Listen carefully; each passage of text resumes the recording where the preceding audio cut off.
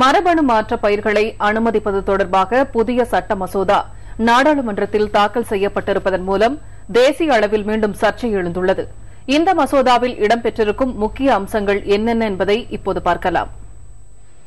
உயிரி தொழில்நுட்ப ஒழுங்காற்று ஆணைய சட்ட மசோதாவை நிறைவேற்ற கடந்த சில ஆண்டுகளாகவே மத்திய அரசு முயற்சித்து வருகிறது. கடந்த 22ஆம் தேதி மக்களவையில் அறிவியல் தொழில்நுட்பத்துறை அமைச்சர் ஜெய்பால் ரெட்டி இந்த மசோதாவை தாக்கல் செய்தார். அப்போது மார்க்சிஸ்ட் கம்யூனிஸ்ட் கட்சி எம்பி பாசுதேவ் ஆச்சாரியா கடும் எதிர்ப்பு தெரிவித்தார்.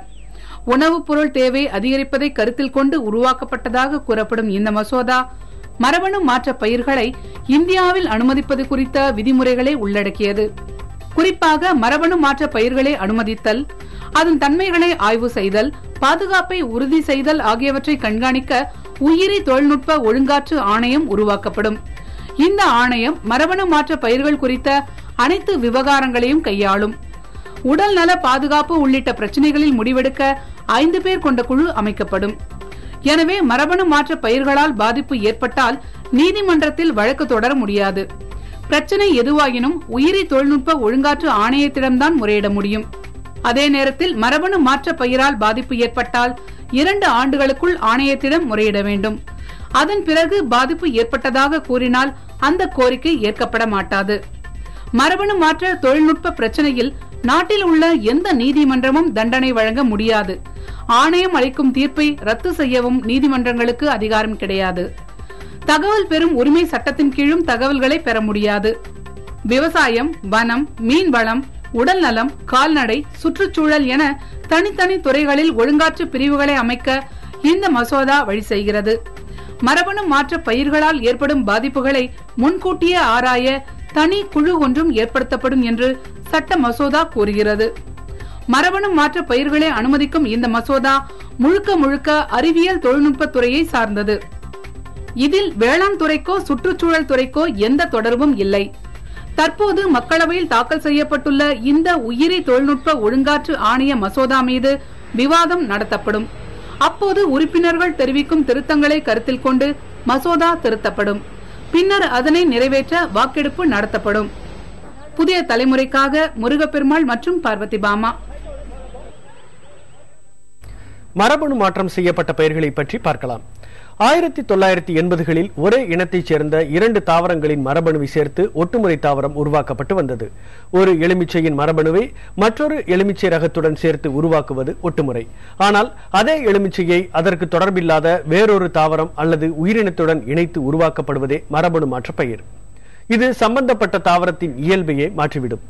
பருத்தி, கத்திரிக்காய் என தொடங்கி அனைத்து தாவரங்களும் மரபணு மாற்றத்திற்கு உள்ளாக்கப்பட்டால் அவற்றை விளைவிக்கும் நிலங்களுக்கும் உட்கொள்ளும் மனிதர்களுக்கும் பெரும் பாதிப்புகள் உருவாகும் என இயற்கை ஆர்வலர்கள் கூறுகின்றனர். உதாரணமாக ஆரஞ்சு பழத்திற்கு தவளையின் மரபணுவை இணைத்து பளபளப்பை கூட்டுவதாகவும் குற்றச்சாட்டு உண்டு. இது குறித்து முறையாக பரிசோதிக்கப்பட்டதாக பன்னாட்டு கார்ப்பரேட் நிறுவனங்கள் கூறினாலும் அத்தகைய ஆய்வுகள் குறித்து வெளிப்படையாக எந்த தகவலும் தெரிவிக்கப்படவில்லை. மரபணு மாற்றப்பட்ட கத்திரிக்காய் விதைகளை விற்பதன் மூலம் அதன் மொத்த சந்தையும் அமெரிக்காவின் மான்சாண்டோ நிறுவனத்திடம் சென்றுவிடும் என குற்றம் சாட்டப்படுகிறது. மரபணு மாற்றம் செய்யப்பட்ட பயிருக்கான தொடக்கம் 1980களில் அமெரிக்காவில் நிகழ்ந்தது. முதலில் புகையிலை செடியில் மரபணு மாற்றம் செய்யப்பட்டதாக கூறப்படுகிறது. இயற்கை வேளாண் வல்லுநர்களால் எதிர்க்கப்படும் இந்த மரபணு மாற்றப்பட்ட பயிர்கள் இந்தியாவுக்கு வந்த கதையை திரும்பி பார்க்கலாம். 1995ஆம் ஆண்டு மத்திய அரசு 100 கிராம் எடையுள்ள மரபணு மாற்றப்பட்ட பிடி பருத்தி விதையை இறக்குமதி செய்ய மகாராஷ்டிரா வீரிய விதை நிறுவனத்திற்கு அனுமதி அளித்தது. அந்த நிறுவனம் 1998இல் மான்சாண்டோ நிறுவனத்துடன் ஒப்பந்தம் மேற்கொண்டது. 1999இல் 40 இடங்களில் சோதனை அடிப்படையில் செய்யப்பட்ட சாகுபடிக்கு மரபணு மாற்றத்திற்கான ஆய்வுக்குழு திருப்தி தெரிவித்தது. 2000 முதல் 2002ஆம் ஆண்டுகள் வரை தேசிய வேளாண் ஆராய்ச்சி கழகமானது மத்திய மற்றும் தென் மண்டலங்களில் பிடி பருத்தியை பயிரிட்டு ஆய்வு செய்தது. 2002இல் மரபணு மாற்ற பருத்தியால் பாதிப்பில்லை என மத்திய சுற்றுச்சூழல் துறையிடம் தேசிய வேளாண் ஆராய்ச்சி கழகம் சான்றளித்தது. அதே ஆண்டு மார்ச் மாதம் வர்த்தக ரீதியாக பயிரிட பிடி பருத்திக்கு அனுமதி வழங்கப்பட்டது. 3 ஆண்டுகளுக்கு பிறகு மகாராஷ்டிரா விதை நிறுவனம் பிடி கத்திரிக்காயை உருவாக்கும் பணியில் ஈடுபட்டது. 2009ஆம் ஆண்டு 6 வகையான பிடி கத்திரிக்காய்களுக்கு மத்திய அரசின் மரபணு பொறியியல் துறை அனுமதி வழங்கியது. 2010ஆம் ஆண்டில் கடும் எதிர்ப்பு காரணமாக பிடி கத்திரிக்காயை உடனடியாக அறிமுகப்படுத்தப் போவதில்லை என மத்திய அரசு தெரிவித்தது.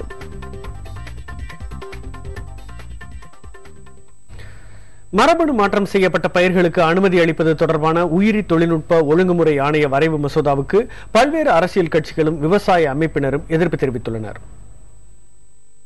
மரபணு மாற்றப்பட்ட பயிர்கள் அதை விளைவிக்கும் மண்ணின் இயல்பையும் மாற்றிவிடும் தன்மை கொண்டவை என விவசாயிகள் குற்றம் சாட்டுகின்றனர்.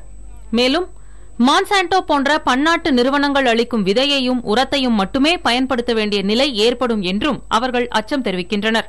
நாட்டு கத்திரிக்காய் ஒரு மருத்துவ குணம் உள்ளது, பல்வேறு நோய்களை போக்கக்கூடிய குணம்லாம் இருக்குது. நிறைய மக்கள் அதை சாப்பாட்டுக்கு உணவுக்கு பயன்படுத்துறாங்க. இப்ப இந்த மரபணு மாற்றப்பட்ட பீட்டி கத்திரிக்காய் சாப்பிட்டா அறிவியல் ரீதியா என்ன பண்றாங்கன்னா மலட்டுத்தன்மை ஏற்படும். அது மண்ணுக்கு மட்டும் மலட்டுத்தன்மை கிடையாது, மனிதனுக்கும் மலட்டுத்தன்மை ஏற்படும் பல்வேறு ஆய்வுகளில் சொல்லியிருக்காங்க.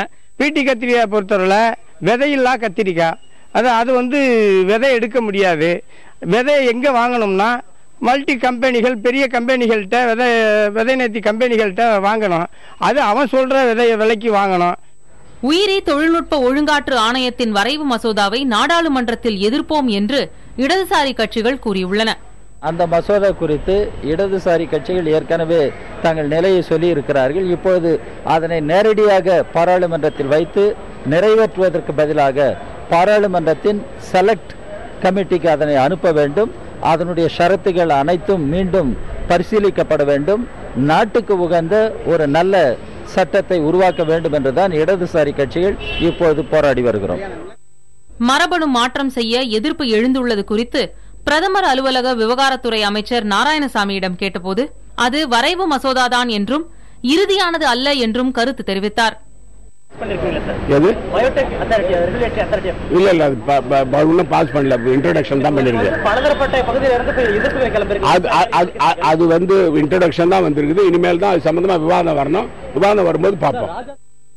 மாற்றம் என்பது தவிர்க்க இயலாதது என்றாலும் மனித குலத்திற்கு கேடு விளைவிக்கும் மரபணு மாற்றத்தை அனுமதிக்கும் முயற்சிகளை மத்திய அரசு கைவிட வேண்டும் என்பதே பெரும்பாலான விவசாயிகளின் கருத்தாக உள்ளது. புதிய தலைமுறைக்காக செய்தியாளர்கள் பாரதி, காதர் ஹுசேன் ஆகியோருடன் ஆர் மணிகண்டன் மற்றும் ராஜராஜேஸ்வரி.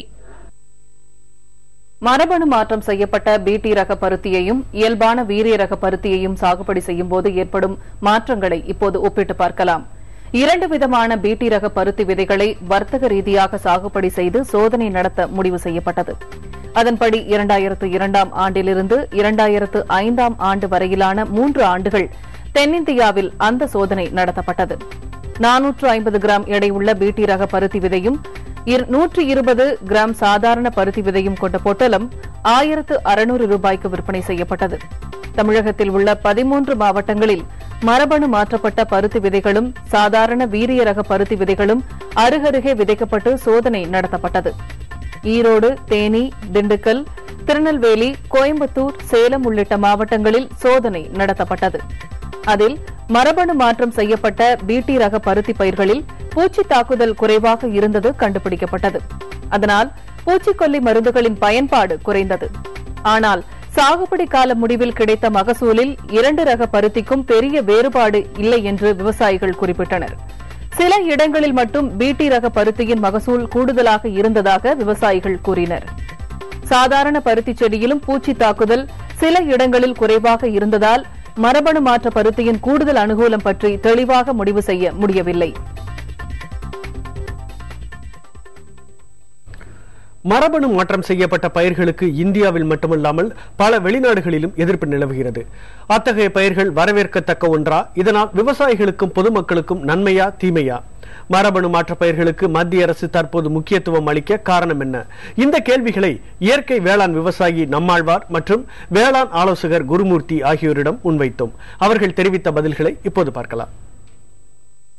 மரபணு சிகிச்சை பற்றி ஒரு பாசிட்டிவான ஸ்டெப்ஸ் எடுக்கிறத பற்றி நான் வரவேற்கிறேன். ஆல் இண்டியா பேசிஸ்லேயே சென்ட்ரல் கவர்மெண்ட்லேயும் சரி, ஸ்டேட் கவர்மெண்ட்ஸ்லேயும் சரி, பல ஆராய்ச்சி மையங்கள் இதை பற்றி நிறைய ஆராய்ச்சி செஞ்சிட்ருக்கிறாங்க. அவங்களுடைய கண்டுபிடிப்பினால இதனால ஜனங்களுக்கு பேரளவு நல்லது தான் ஏற்படும். ஜெனட்டிக் என்ஜினியரிங்னால என்ன நடக்கும்னா, நம்ம நாட்டில் இருக்கிற அந்த உயிரியல் பன்மையாக அழிஞ்சிரும். உதாரணத்துக்கு மான்சாண்டாவுடைய பிடி கத்திரிக்காய் இங்கே உள்ள நுழைஞ்சதுன்னா இந்தியாவில் விளைஞ்சிருக்கிற 2400 வகையான கத்திரிகள் அழிஞ்சிரும். As compared to organic agriculture உங்களுக்கு வந்து மகசூல் அதிகரிக்கும்,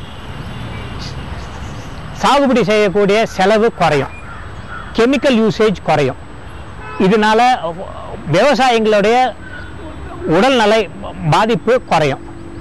எல்லாத்தையும் விட நம்ம வந்து இந்த நிறைய கெமிக்கல்ஸ் யூஸ் பண்றதுனால அந்த கெமிக்கல்ஸ்லாம் வேற எங்க போகுது? கடைசியா திரும்பி இந்த பூமிக்கு தான் வருது. இந்த பூமி மூலமா இந்த தண்ணிக்கு வருது. இந்த தண்ணியை தான் நம்ம திரும்பி சாப்பிட்றோம். அந்த எஃபெக்டும் குறையும். அதில் தீமை மட்டும்தான் உண்டு, மரபணு மாற்று பயிர்களில் நன்மையெல்லாம் கிடையாது. சரிதானா? உதாரணத்துக்கு இப்போ தக்காளி பழம் கீழே விழுந்தாக்க நசுங்கி போயிடுது. அதுபோல் தவளையோட கால் வந்து எவ்வளோ தடவை குதிச்சாலும் கிளியறதில்லை. அதனால் தவளையோட காலில் இருக்கிற ஒரு ஜீன் எடுத்து தக்காளி பழத்தோட விதையில நம்ம வச்சுட்டோம் அப்படின்னு சொன்னால் தக்காளி பழம் கீழே வரும்போது குதிக்கும் பிடிச்சிக்கலாம். அதான் அவங்க நன்மைன்னு சொல்கிற விஷயங்கள். நம்ம நாட்டுக்குள்ள இருக்கக்கூடிய ரகங்களுக்கு இந்த புது டெக்னாலஜி மூலமாக ஒரு புது ரகங்கள் உற்பத்தி செஞ்சு அதன் பல ஆண்டுகள் அதை வந்து நல்லா டெஸ்ட் பண்ணிட்டு அதனால எந்த விதமான கெட்ட விளைவுகள் ஏற்படாதுன்றதை நிரூபிச்ச பிறகுதான் இதை வந்து ரிலீஸ் பண்றாங்க கவர்மெண்ட் ஆஃப் இந்தியாவும். அவங்களும் ரொம்ப பொறுப்பாக தான் நடந்துகிட்டு இருக்காங்க. நம்ம மந்திரிகள் சொல்றாங்க அந்த மரபணு மாற்று பயிர்கள் வந்ததுன்னா வறுமை ஒழிஞ்சிரும், பஞ்சம் போயிடும் அப்படின்லாம் சொல்றாங்க. காரணம் வந்து அந்த கம்பெனிக்காரங்க அப்படி சொல்றாங்க. இன்னமும் அவைகளை சோதிக்கிறதுக்கு வேணுங்கிறது ஆய்வுக்கூடங்கள் இந்தியாவில் இல்லை.